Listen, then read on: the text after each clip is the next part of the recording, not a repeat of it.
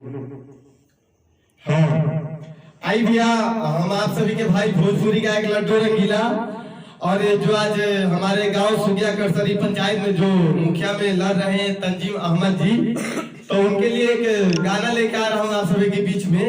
अगर अच्छा लगेगा तो आप लोग प्लीज सपोर्ट कीजिएगा, गाना को लाइक कमेंट और शेयर कीजिएगा।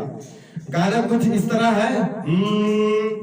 अरे आपा किए भैया सब कहले तैयारी तंजीम अहमद के मुखिया बनाई।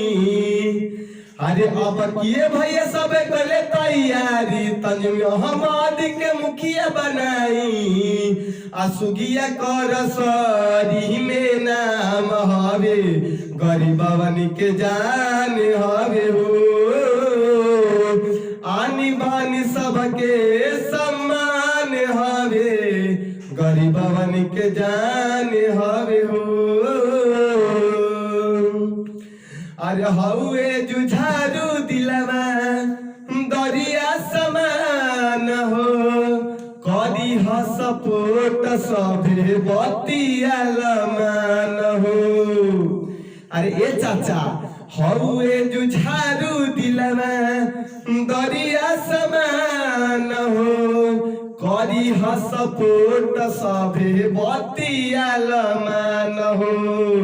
आसान विधायक जी सलये खूब काम हो। सुगिया करसरी के होई बड़ा नाम हो।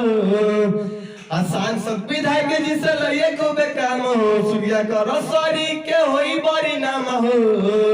आयुआ नेता अच्छा व्यवहार हवे गरीबवन के जान हवे हो। आनी बान सबके सम्मान हवे गरीबवन के जान हवे हो। अगर ये गाना अच्छा लगा हो तो प्लीज आप लोग सपोर्ट कीजिए, लाइक कीजिए, शेयर कीजिए और शेयर कीजिए।